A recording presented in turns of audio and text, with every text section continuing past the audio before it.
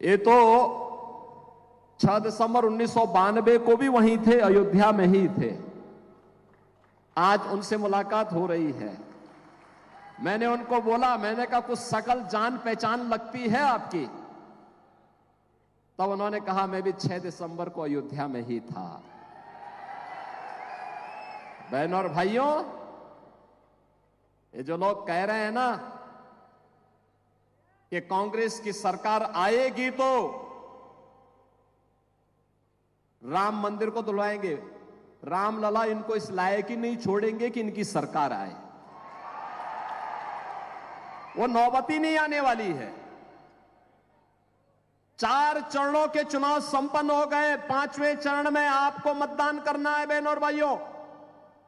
और मैं भी कह सकता हूं, पूरे देश के अंदर जो नारा गूंज रहा है, एक ही स्वर है, एक ही स्वर है, और हर ओर से एक ही नारा गूंज रहा है, और वह है कि फिर एक बार, फिर एक बार, फिर एक बार, और अब की बार, अब की बार।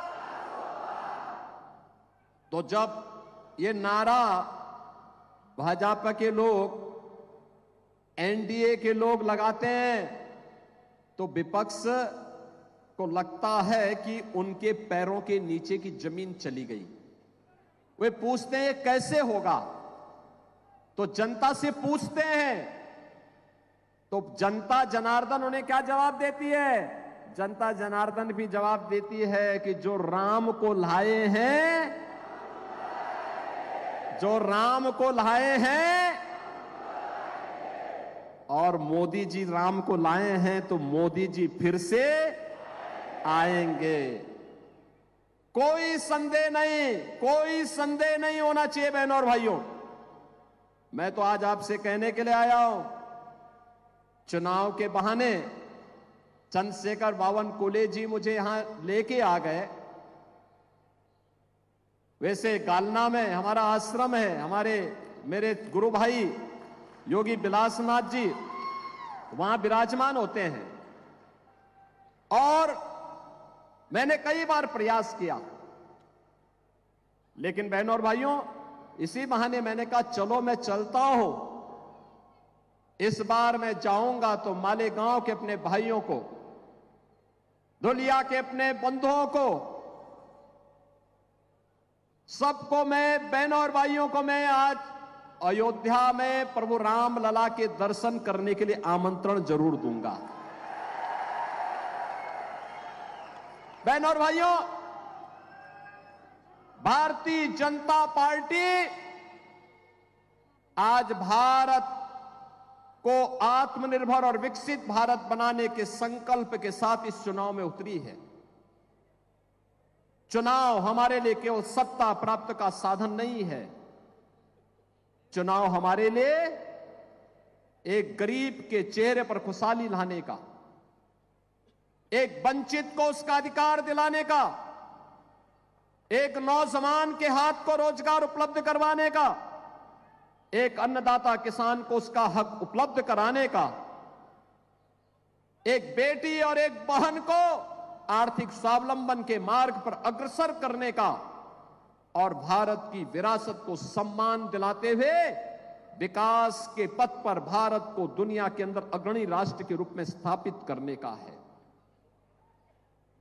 ये चुनाव केवल सत्ता प्राप्त करेंगे, जैसे कि कांग्रेस के लोग और इंडी गठबंधन कर रहा है कि जीतेंगे तो मिलके लूटेंगे। इनके लिए चुनाव क्या है? लूटने का एक माध्यम है। हमारे लिए चुनाव जनता जनार्दन की खुशहाली के लिए और भारत को दुनिया की सबसे बड़ी ताकत के रूप में स्थापित करने का एक संकल्प है, और उस संकल्प के साथ हम लोग आगे बढ़ रहे हैं। और ये संकल्प नहीं होता तो क्या पिछले 10 वर्ष में भारत इतनी प्रगति करता? आपने देखा होगा नए भारत को मोदी जी के नेतृत्व में पिछले 10 वर्ष में भारत ने जो प्रगति की है अभूतपूर्व है। बहनों और भाइयों, दुनिया के अंदर सम्मान बढ़ा है। 2014 के पहले क्या स्थिति थी? 2014 के पहले दुनिया के अंदर भारत के प्रति सम्मान का भाव समाप्त हो रहा था। लगातार सम्मान घटता जा रहा था, सीमाएं असुरक्षित थी, घुसपैठ होती थी, आतंकी विस्फोट होते थे। और जब भी मैं तब भी सांसद था और मेंबर ऑफ पार्लियामेंट के नाते जब हम पार्लियामेंट में इस मुद्दे को उठाते थे तो कांग्रेस की सरकार कहती थी कि आतंकवादी सीमा पार के हैं, हम क्या करेंगे। बहनों और भाइयों, विकास के कार्य ठप पड़े थे,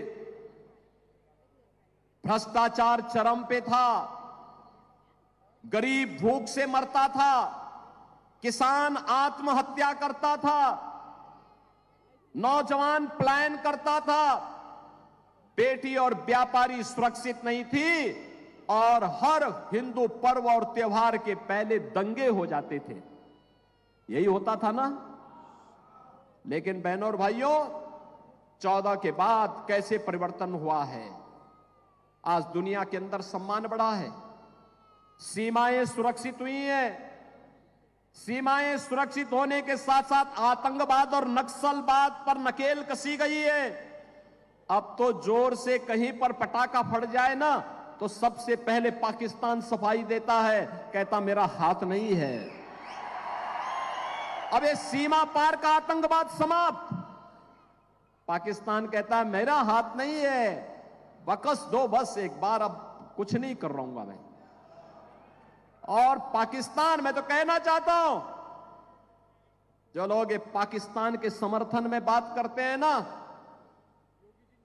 इनको पाकिस्तान ही भेज देना चाहिए, जाए वहां भीख मांगे।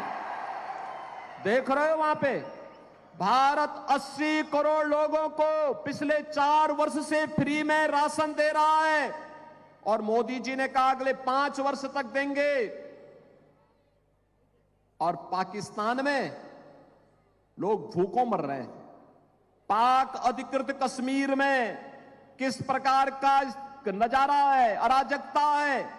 लोग 1 किलो गेहूं के लिए लड़ रहे हैं, आटा के लिए लड़ रहे हैं, आपस में मारपीट कर रहे हैं, आगजनी हो रही है, तोड़फोड़ हो रही है। और मैं तो कहूंगा इन पाकिस्तान परस्तों से जाए पाकिस्तान में भीख मांगे, पाकिस्तान में कंगाल बन करके वहां पर इनके दिमाग ठिकाने न लग जाएं तो अपने आप ठीक हो जाएंगे। बहनों और भाइयों, खाएंगे भारत के अंदर और जो गाएंगे पाकिस्तान का, उनके लिए हिंदुस्तान में कोई ठिकाना नहीं होना चाहिए, कोई ठिकाना नहीं होना चाहिए।